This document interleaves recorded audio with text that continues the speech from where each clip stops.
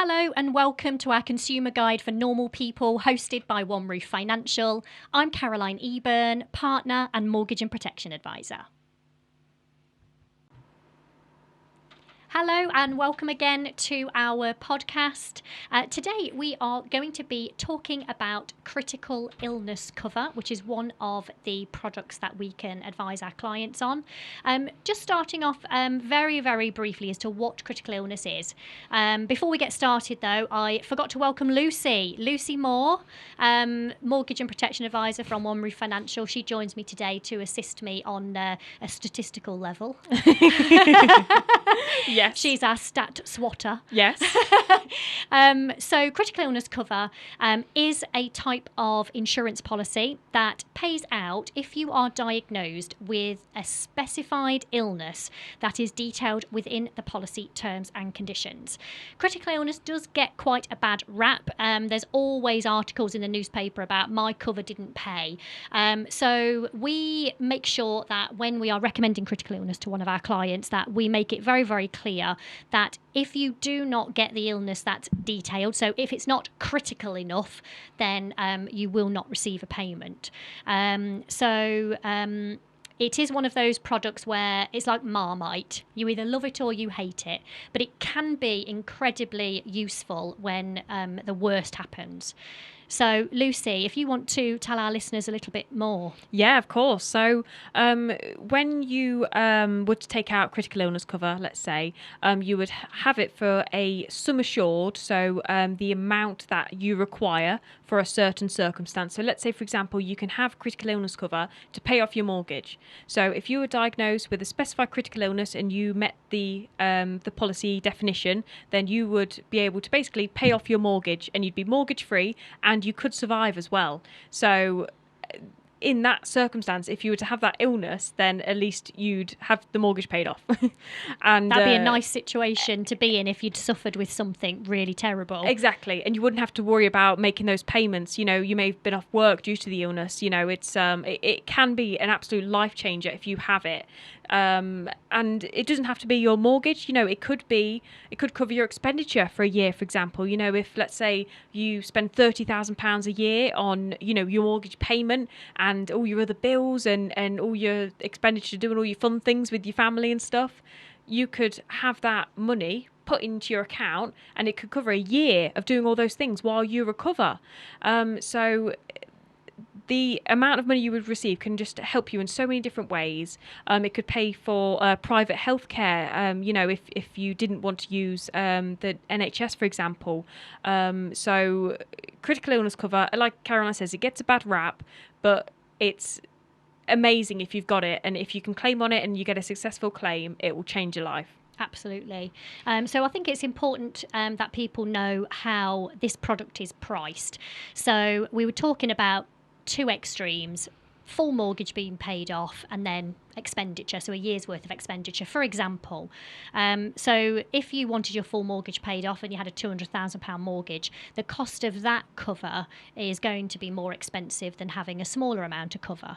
Yeah. So I think for anything like this, setting a budget that you're really happy with and that you're comfortable paying is one of the key things when you're talking about this type of cover. So it's something that I always call the cherry on the cake. So it's not the single most important cover as far as we are concerned as advisors, because for us there are products that are more important, such as income protection, which will be covered under a separate podcast.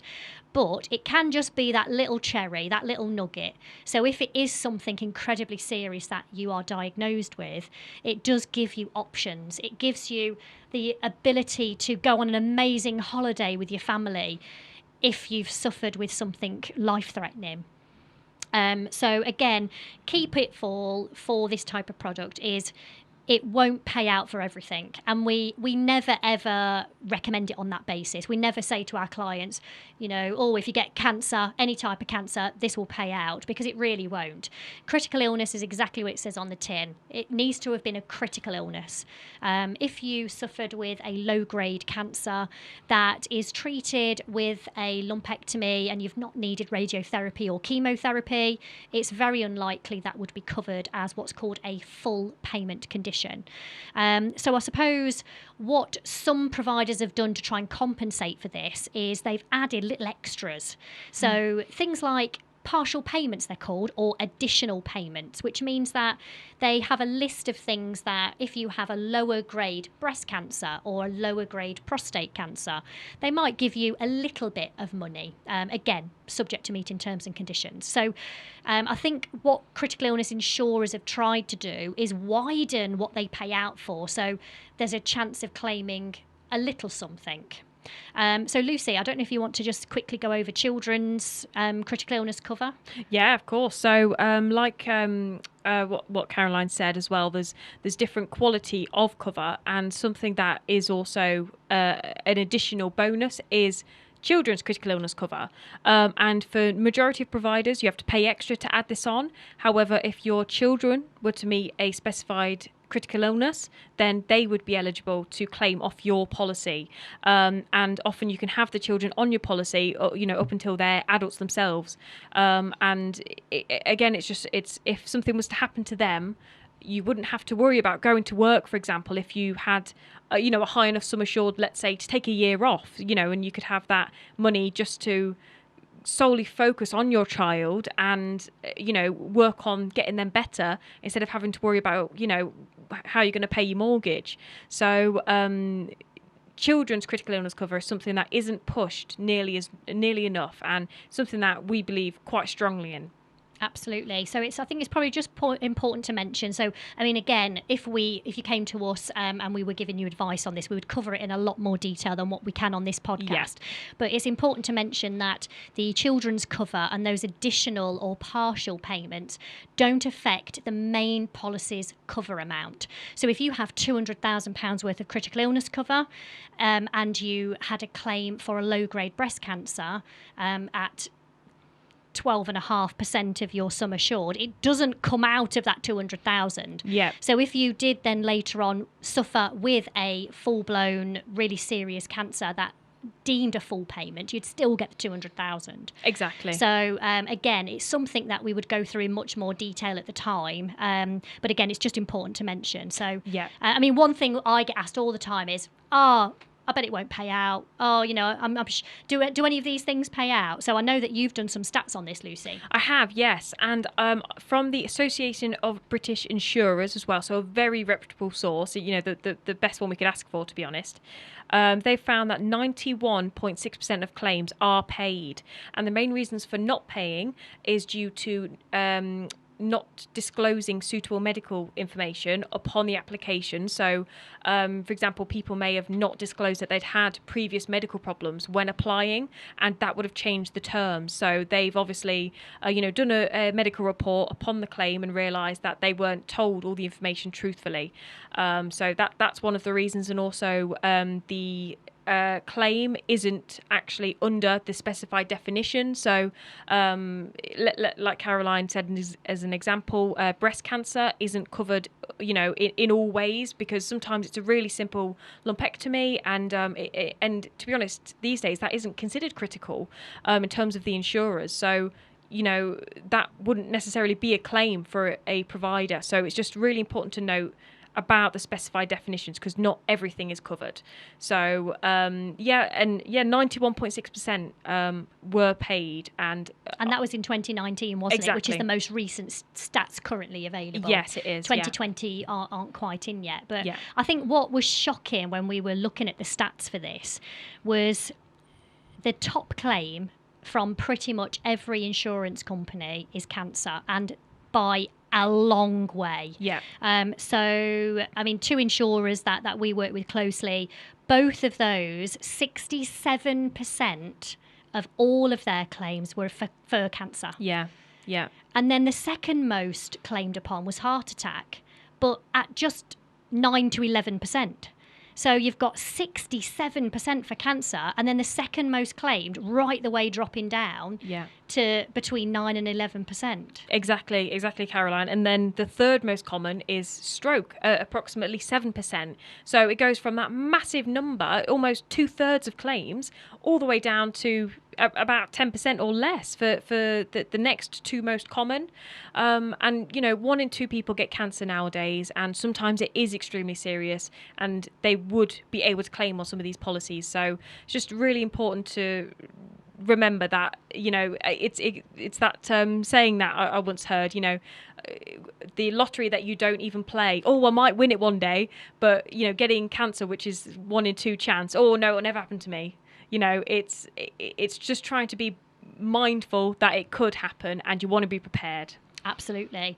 And I suppose another thing which is really important is how low current death rates are. Mm-hmm. So years gone by, over time, medical science has improved so enormously, and we're so grateful to those pioneers of cancer treatment and medical professionals. But that has meant that whilst as a nation, we seem frightened to death of dying. Yeah. And we're like, life cover, life cover, life cover, and they'll insure themselves up to the hilt. But more people survive now than die. So by not having critical illness cover in your arsenal of policies, you are missing out on a huge chunk of potential ability to claim, because more people are surviving than dying. And I think you'd got a couple of stats on that, hadn't you? I have. This is Stats Corner now, I feel. So 42% of people with a mortgage have no life cover, and 71% have no critical illness cover. So obviously that 42% is quite alarming anyway, but then a further 71% don't have critical illness cover. Yeah. So it's just staggering how many people could really be struggling, meeting payments and stuff, when they could have had a payout which could have changed everything. Changed the whole experience Exactly. of what they went through, and it, turning it from negative to a positive. Exactly. So I think that's really important, and I think pretty much most people listening to this podcast are going to never have heard of it, for one, but certainly don't have it. So I think it's really good to cover things like this in our podcast, so people have a little bit better understanding about what it is and have a positive spin on it. Yeah. Because for some people, it can change their life. It can mean the difference of losing their home to keeping their home. And I think that's why it's so important to discuss it. So again, thank Lucy so much for her time in looking into the statistics for us and helping us today with the podcast. Yeah, I've just got one more statistic for you as go well. on. 69% of those with no insurance say it's because the premiums are too high. Oh, okay. And it just goes to show, though, if something was to happen and you couldn't pay all of your bills, then it would have been well worth it. One less takeaway a month, and you'd be able to protect yourself against that specific area.